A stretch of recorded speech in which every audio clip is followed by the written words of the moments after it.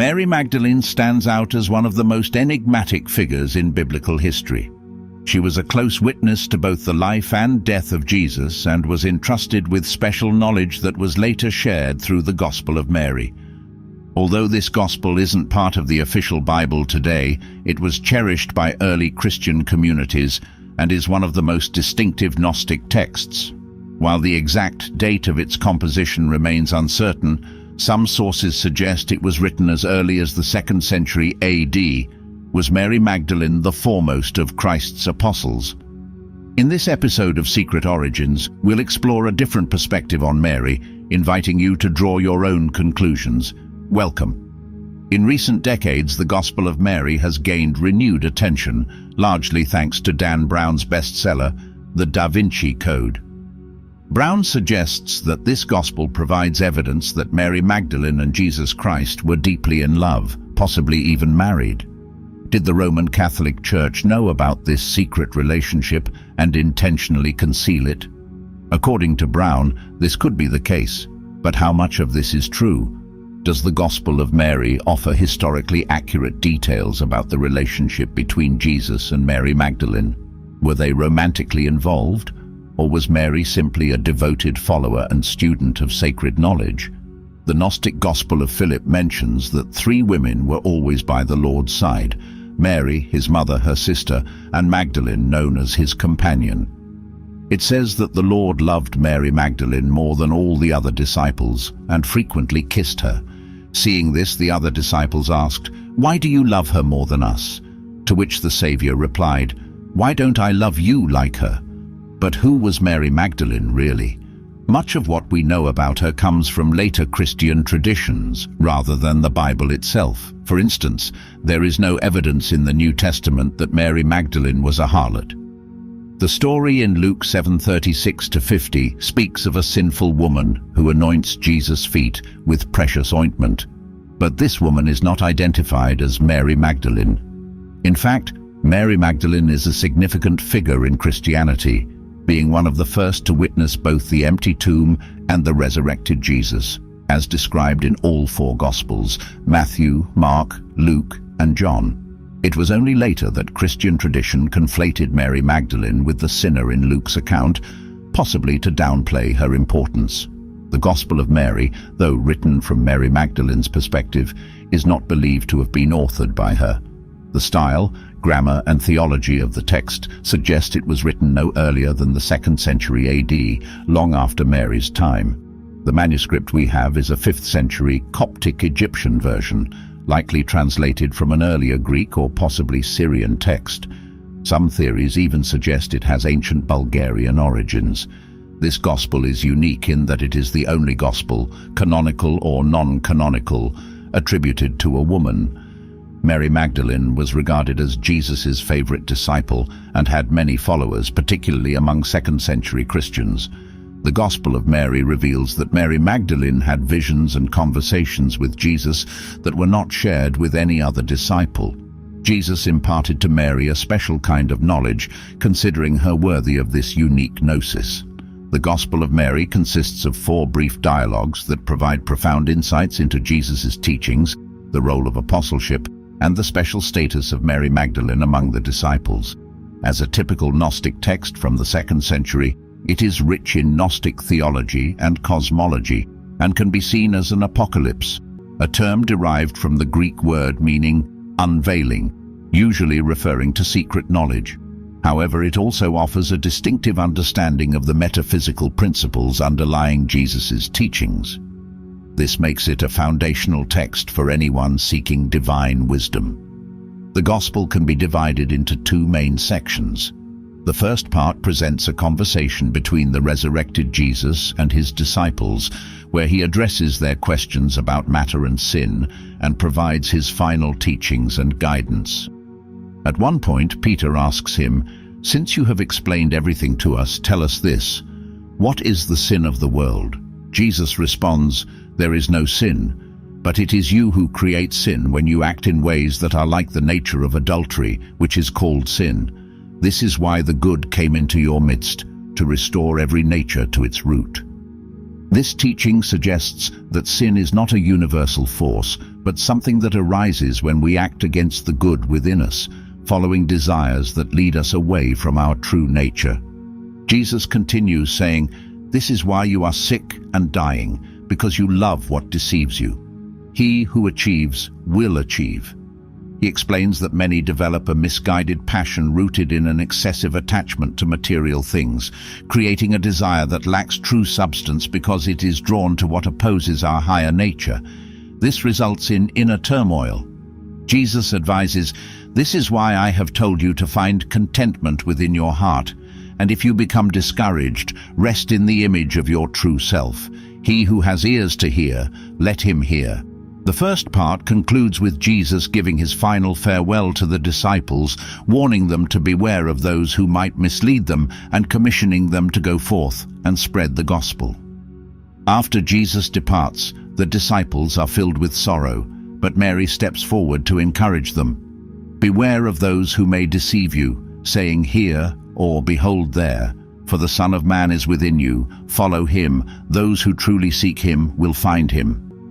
With these words, Jesus left them, and the disciples were overcome with grief, shedding many tears and questioning, "How shall we go to the Gentiles to preach the heavenly gospel of the Son of Man?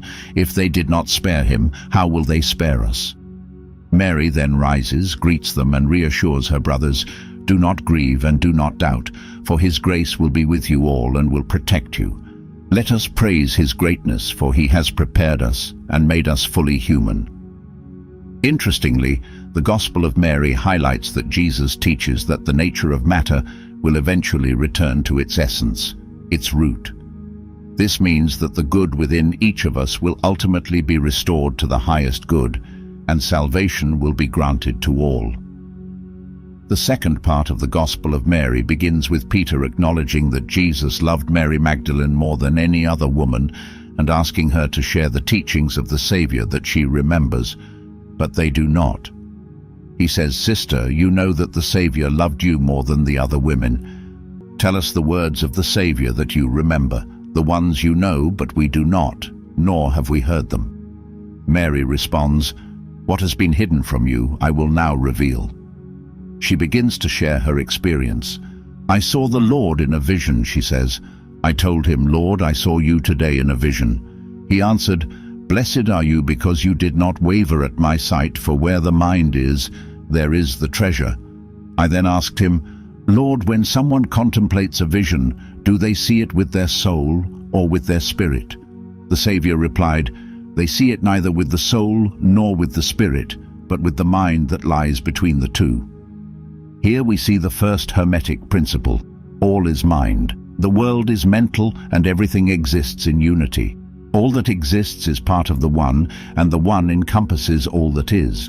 Throughout the Gospel, there is a focus on the soul's journey as it ascends through the 4 levels of the cosmos, facing challenges from the 4 powers along the way.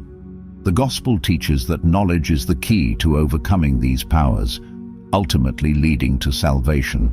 As the soul overcomes the 3rd power, it ascends even higher and encounters the 4th power, which manifests in 7 forms. The first form is darkness, the second is lust, the third is ignorance, the fourth is mortal jealousy, the fifth is the ring of the flesh, the sixth is the cunning of the flesh, and the 7th is fierce wisdom. These are known as the 7 powers of wrath. Andrew then responds, saying to his brothers, "Share your thoughts on what she has just said." I, for one, do not believe that the Savior said these things, as they seem like strange ideas.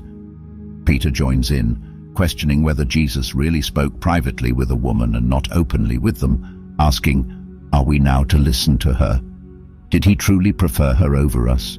Mary wept and said to Peter, "Brother Peter, what do you think? Do you believe that I made this up in my own mind, or that I would lie about the Savior?" Levi then spoke up, saying to Peter, "Peter, you are always quick to anger. Now I see you arguing with a woman as if she were your rival. But if the Savior deemed her worthy, who are you to reject her? The Savior surely knows her well, which is why he loves her more than us. Instead, we should be humble, embody the perfect man, and go our separate ways as he commanded, preaching the gospel without adding any rules or laws beyond what the Savior taught." In the esoteric book, You, the Source, there is a slightly different story about Mary Magdalene that you may not have heard before, but now is the time to share it. This account suggests that Mary did indeed have a relationship with Jesus, but not with his physical form, rather it was with the source. Here's a question for you. Did you have a relationship with Jesus? Some say you were his wife, others say you were merely his disciple. The truth? Yes, I had a relationship with Jesus. My connection was with the source. Isn't that what you call it now? In the source, we are all one. I am he, and he is me, both the source and Jesus. It is said that Mary Magdalene had a husband and children, 2 sons, but she also had another child, one born of her faith in both Jesus and the source, named Julia. As a disciple of Jesus, Mary Magdalene took on the task of writing a gospel about the inner potential within each person, and together with him, she sought to demonstrate these possibilities through personal experience. I studied and developed the skills to apply the knowledge Jesus imparted to us all, but I hesitated and waited until it was almost too late. Jesus had gone, and 13 years later, as I faced death, I remembered his words, "Faith in life is life." At the age of 43, alone, sick and without the strength to carry on, Mary decided to put into practice what she had learned from Jesus, placing her faith in the source to give life. She wished for a child, a seemingly impossible hope given her condition. Yet with unwavering faith and patience, she achieved it. For months, as I prayed, I visualized my desire forming like a ball of yarn. Each day it grew, transforming into a ball of light. I would send a glowing spark of faith into the orb's center. Though I didn't fully understand what was happening, after several more months, I felt the presence of a child within me. I surrendered my life in order to embrace new life. With faith in the source, I gave life, ultimately letting go of the body. It is only by accepting the body that one can truly create. As she raised Julia, Mary devoted herself to gathering and documenting everything she had learned about hope, faith, and the power of a pure mind to create. The message she wrote is called Manusterium. Manu, hand, sterium, sterile, pure, and mind. A story about human potential realized through the energy of a pure mind. In it, she describes the world as an ever-changing illusion, a dance of light and shadows around darkness. When a person aligns their thoughts and faith with the Creator and sends an energy impulse towards their desire, life manifests, and the desire becomes reality. This emptiness, which I once felt, filled me with strength and the hope that anything is possible.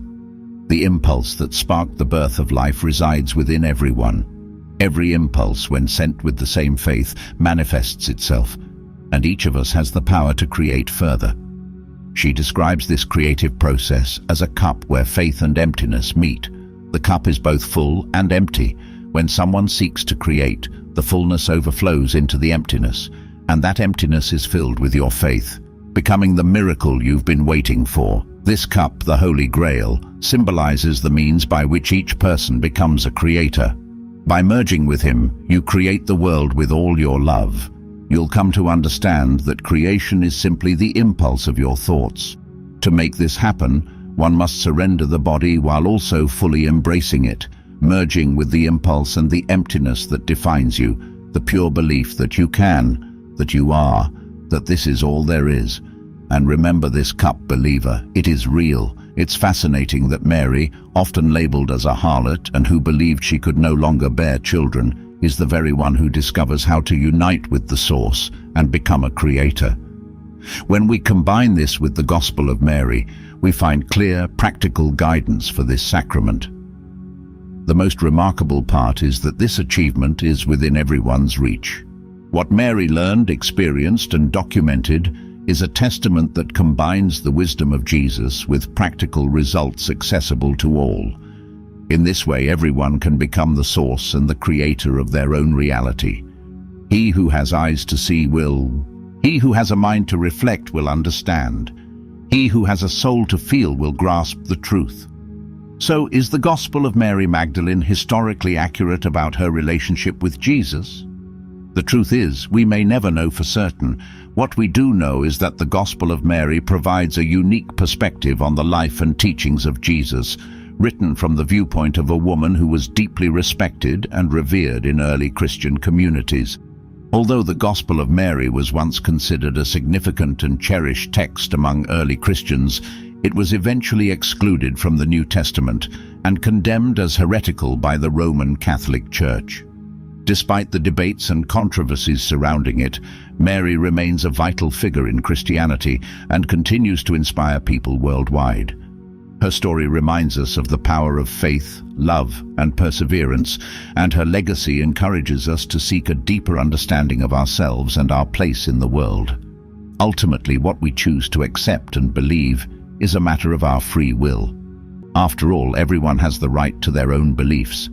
But we would add that only by bringing together and reconciling seemingly opposing viewpoints can we uncover the purest message. We bow before you and thank you for watching another episode of Secret Origins. Keep your minds open, and until we meet again,